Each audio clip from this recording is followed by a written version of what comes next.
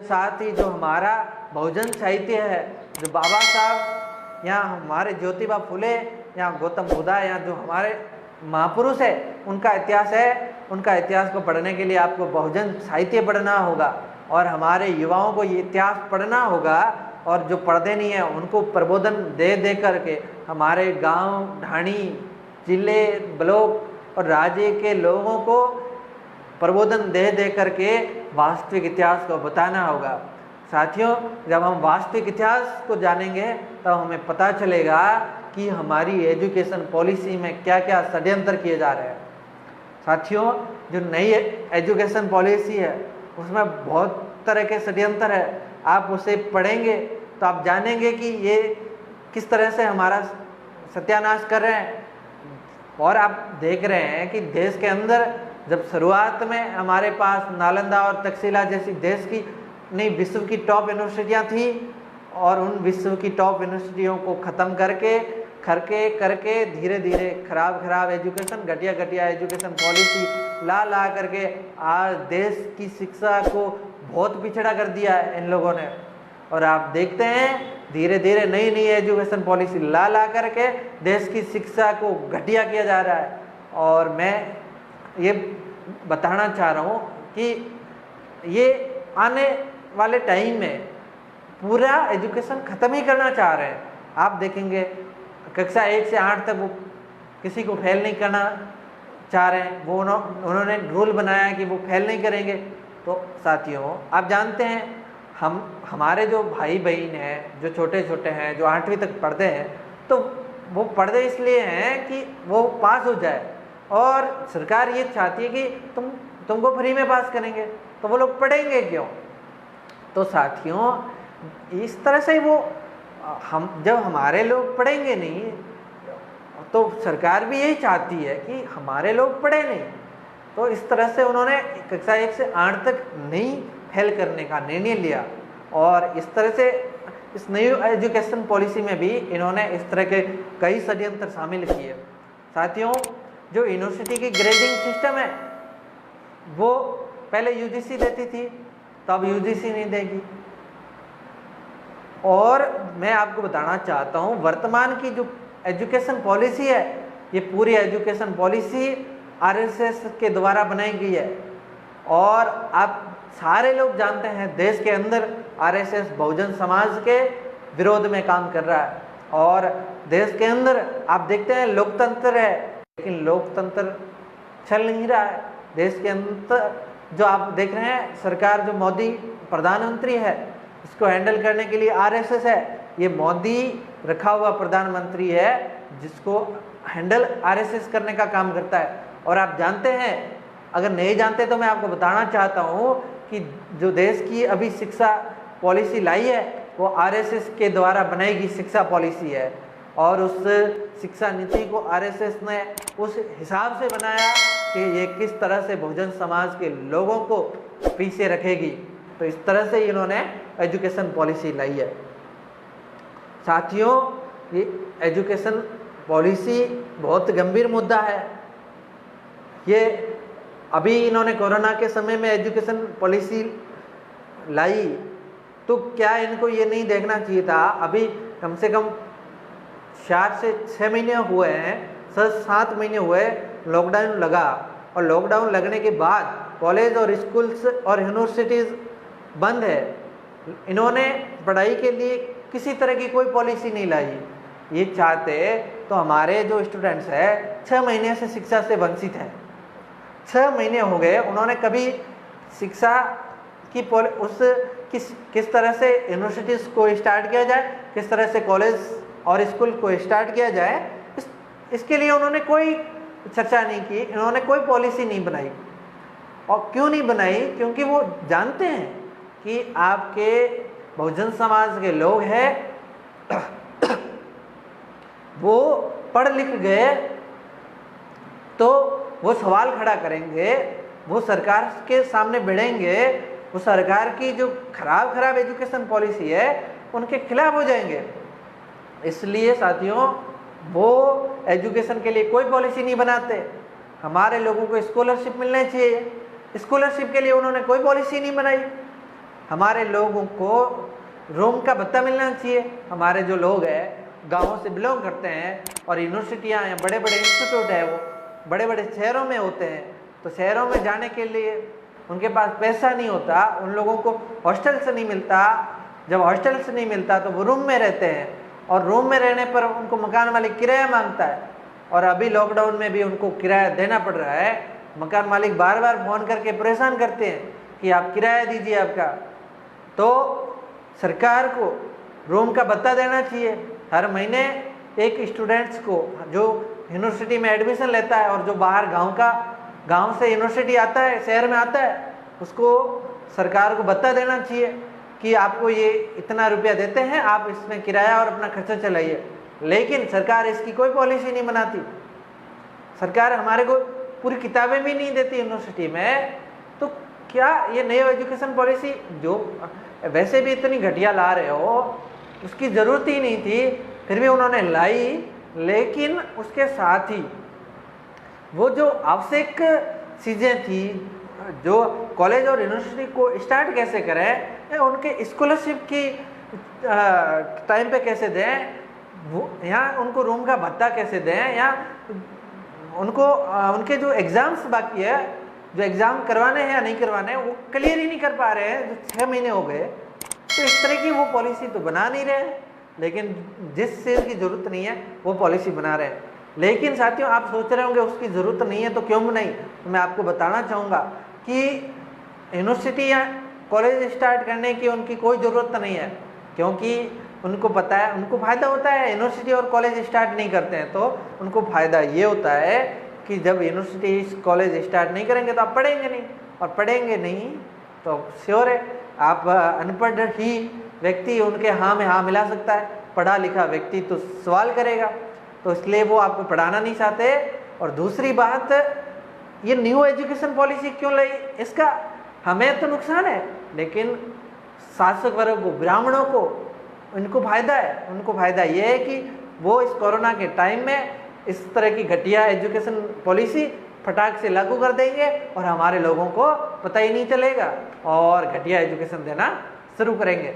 इस तरह से ये साथियों, जो न्यू एजुकेशन पॉलिसी है, इसको पढ़ करके आप पूरा पढ़ेंगे, ये कुछ मुद्दे मैंने बताए, आप पूरा पढ़ेंगे तो आप पाएंगे कि किस तरह से हमारे लोगों को इस न्यू एजुकेशन पॉलिसी के माध्यम से पीछे रखा जा रहा है, या शिक्षा से वंचित रखा जा रहा है। साथियों, दूसरा हमारा मुद्दा है देश के अंदर बढ़ती बेरोजगारी और युवाओं का या बेरोजगारों का अंधकारमय भविष्य।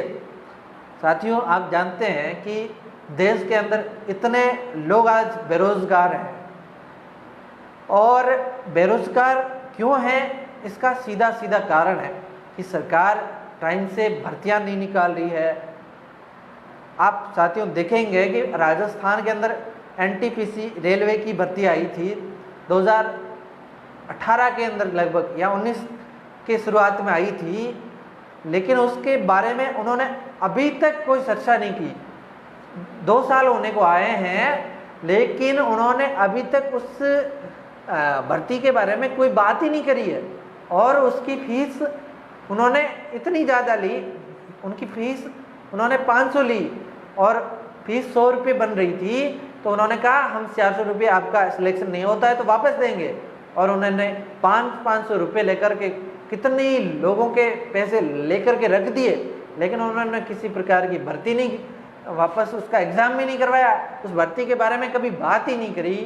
तो साथियों, आप जानते हैं कि सरकार किस तरह से भर्तियों को रोक रही है। वो अभी रीट की भर्ती धीरे धीरे वो आगे बढ़ा रहे हैं। बताइए, रीट के एग्ज़ाम क्यों नहीं करवाए जा रहे, एनटीपीसी का एग्ज़ाम क्यों नहीं करवा रहे?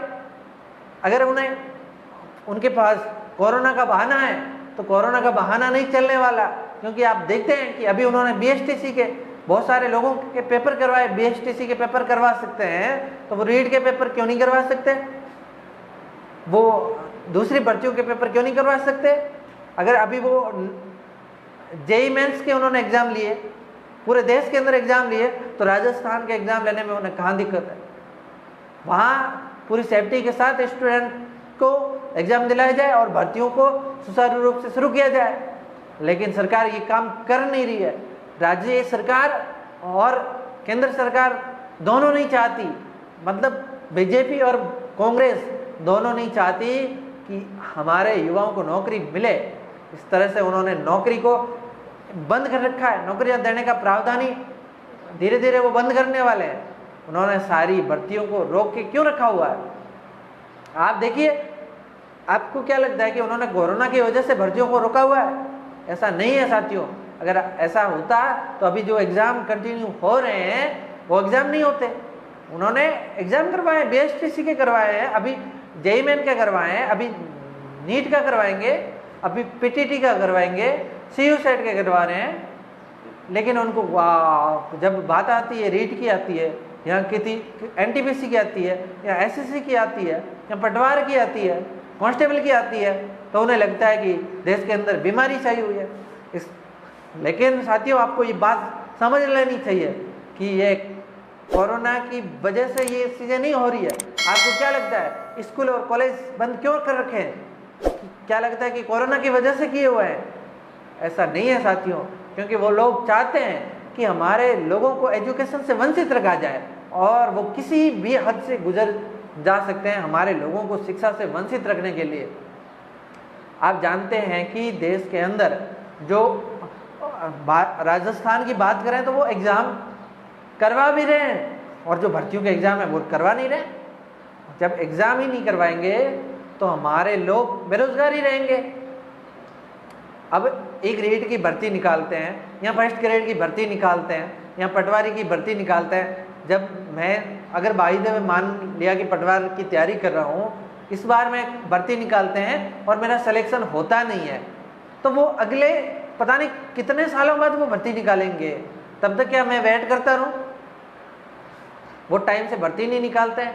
अगर निकालते हैं, अब 2018 या 17 में भर्तियाँ आई हुई, उनके एग्ज़ाम का पता नहीं है। अगर एग्ज़ाम हो जाता है तो रिजल्ट का पता नहीं है। अगर रिजल्ट हो जाता है तो ज्वाइनिंग नहीं देते। तो इस तरह से हमारे युवाओं को बेरोजगारी में ज़बरदस्ती धकेला जा रहा है। हमारे लोगों के पास, हमारे जो स्टूडेंट्स हैं उनके पास टैलेंट की कमी नहीं है, लेकिन वो ज़बरदस्ती दबा दबा कर हमारे लोगों को बेरोजगारी में धकेल रहे हैं। साथियों, आपको बताना चाहूँगा कि देश के अंदर जो युवा है, जो बेरोजगार बढ़ रहे हैं, इसका कारण यही है कि ये लोग हमारे जो भर्तियां हैं उनको ख़त्म कर रहे हैं। और अभी तो अब बहुत बड़ा षड्यंत्र चल रहा है कि प्राइवेट किया जा रहा है, सभी डिपार्टमेंट्स है उनको प्राइवेट किया जा रहा है। तो साथियों, आप जानते हैं जब प्राइवेट किया जाएगा तो नौकरी कहाँ होगी सरकारी? जैसे रेलवे को प्राइवेट किया जाएगा। साथियों, आप जानते हैं कि रेलवे की भर्ती आती है, एग्ज़ाम्स होते हैं, उसमें हम लोगों को रिजर्वेशन मिलता है, और रिजर्वेशन के बाद हम लोगों को हमारी सीटों के हिसाब से, वहाँ रिजर्वेशन के हिसाब से हमारी सीटें मिला करके हम लोग आराम से रेलवे में सरकारी जॉब पा लेते हैं।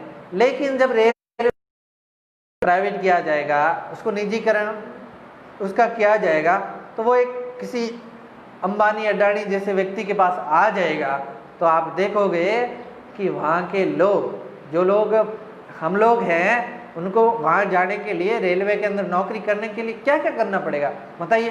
क्या हमारा एग्ज़ाम होगा? नहीं होगा। तो हमारी पढ़ाई कहीं काम आएगी? नहीं आएगी। क्या हम रिजर्वेशन हमको मिलेगा? नहीं मिलेगा। तो इस तरह से साथियों, आप समझ सकते हैं कि जब ये रेलवे को प्राइवेट किया जाएगा तो जो लोग रेलवे में जाने की सोच रहे थे वो तो जा ही नहीं पाएंगे। जिन लोगों ने रेलवे की बड़ी तैयारी करी वो लोग तो कर ही नहीं पाएंगे, तो उनका क्या फ़ायदा होगा? तो वो बेरोजगार ही रहेंगे। दूसरी बात, इस तरह से सारे डिपार्टमेंट्स को वो धीरे धीरे निजी कर रहे हैं। जैसे आप देखेंगे हॉस्पिटल्स को अगर वो प्राइवेट कर रहे हैं तो वहाँ पे जो डॉक्टर्स है उनको वो प्राइवेट्स लगेंगे। वहाँ पे जो कंपाउंडर है, वहाँ पे सारा जो स्टाफ है वो जब प्राइवेट होगा तो जिस व्यक्ति के पास जो ठेका होगा या जिसको वो बेचा जाएगा वो अपनी मर्जी से लेगा। हमें क्यों लेगा? फिर हमारे को रिजर्वेशन भी नहीं मिलेगा, तब हम लोग बेरोजगार हो जाएंगे। तो आप यहाँ आज का जो विषय है कि बेरोजगारों का या युवाओं का अंधकार में भविष्य, तो साथियों आपको मैं बताना चाहूँगा कि अगर आप किसी भी कंपटीशन एग्ज़ाम की तैयारी कर रहे हैं तो ये बहुत बढ़िया बात है, लेकिन जो सरकार है वो आपके जो कंपटीशन की जिस एग्जाम की तैयारी कर रहे हो उसको खत्म करने की भी तैयारी कर रही है। वो तैयारी तो करनी ही है, लेकिन जो सरकार आपके उस एग्जाम को खत्म करने की तैयारी कर रही है, आपकी उस नौकरी को ही खत्म करने की तैयारी कर रही है, उसके खिलाफ भी तो लड़ाई लड़नी होगी। अगर उसके खिलाफ लड़ाई लड़ोगे नहीं तो क्या होगा? तो आप लोग, आपको जो नौकरी मिलनी थी वो नौकरी मिलेगी नहीं और आप बेरोजगार हो जाएंगे। फिर बेरोजगार लोगों की क्या कंडीशन है आप जानते ही हैं। तो साथियों, समय रहते हुए हमें हम जिस कंपटीशन की तैयारी कर रहे हैं उस कंपटीशन को तैयार करना ही है, लेकिन उसके साथ ही हमें जो हमारी नौकरी को सरकार या जो ब्राह्मण लोग खत्म कर रहे हैं उसके खिलाफ भी लड़ाई लड़नी होगी। साथियों, ये लड़ाई कोई मैं अकेला नहीं लड़ सकता, या फिर आप अकेले लड़ नहीं सकते, यहाँ कोई गली मोहल्ले का संगठन नहीं लड़ सकता। इस लड़ाई को लड़ने के लिए राष्ट्र स्तर का संगठन चाहिए, और वो संगठन साथियों आप जानते हैं स्टूडेंट्स का संगठन हमारे पास है। इतना बड़ा संगठन किसी के पास नहीं है। आप साथियों ये भी जानते होंगे देश के अंदर बहुजन समाज के स्टूडेंट्स का कैडराइज संगठन अगर किसी के पास है तो वो हम लोगों के पास है। और साथियों, इस संगठन में सारे लोगों को जुड़ना होगा और इस संगठन में जुड़ करके राष्ट्र स्तर का आंदोलन करना होगा। साथियों, आप जानते हैं कि हमारा नेटवर्क अभी बहुत ही कम समय में देश के सारे जिलों में होने वाला है, और हमारे जब देश के चारों जिलों में हमारा नेटवर्क होगा तो हमारी ताकत कितनी होगी। अगर हमारे एक जिले, एक तहसील, एक गांव से अगर 5 बंदे तैयार होते हैं या 10 बंदे तैयार होते हैं तो इस देश के अंदर 6.5 लाख के आसपास गांव होंगे, तो 6.5 लाख इंटू 10 कर लेना, इतने लोग तैयार हो जाएंगे। और इतने स्टूडेंट्स एक गांव में आप जानते हैं कि 10 स्टूडेंट तो होते ही हैं जो एसएससी की तैयारी कर रहे होते हैं, जो रीट की तैयारी कर रहे होते हैं, जो बेरोजगार बैठे होते हैं, है ना, यहाँ भी जो कॉलेज में होते हैं, इतने एक गांव से 10 स्टूडेंट्स तो होते ही हैं। और जब एक गांव से 10 स्टूडेंट्स होते हैं तो एक गांव से 10 स्टूडेंट और देश के 6 लाख गाँवों से भी 10 स्टूडेंट्स होते हैं, तो 6 लाख इंटू 10 यानी कि 100 करोड़ लोग हमारे साथ बहुत ही कम समय में हम ज्वाइन करवा सकते हैं। इस आंदोलन में 100 करोड़ से ज़्यादा लोग अगर जिस दिन ज्वाइन हो गए साथियों, उस दिन तो बड़ा आंदोलन हो जाएगा। साथियों, आप देखते हैं कि बहुत छोटे छोटे हमारे लोग गली मोहल्ले के संगठन चलाते हैं। तो गली मोहल्ले के संगठन, जैसे मैं बताऊं, जैसे आपके सिरोही के एक गांव का संगठन कोई ले ले, या आपके सिरोही जिले का संगठन ले लें। बताइए, सिरोही जिले का जो संगठन है वो देश की न्यू एजुकेशन पॉलिसी के खिलाफ बात कर सकता है क्या? अरे वो बात कहाँ तक करेगा? क्यों, कैसे करेगा? किसके सामने कर सकता है? वो कलेक्टर के सामने कर सकता है आईएएस, उसके बाद वो कहाँ जाएगा बताइए? गांव स्तर का या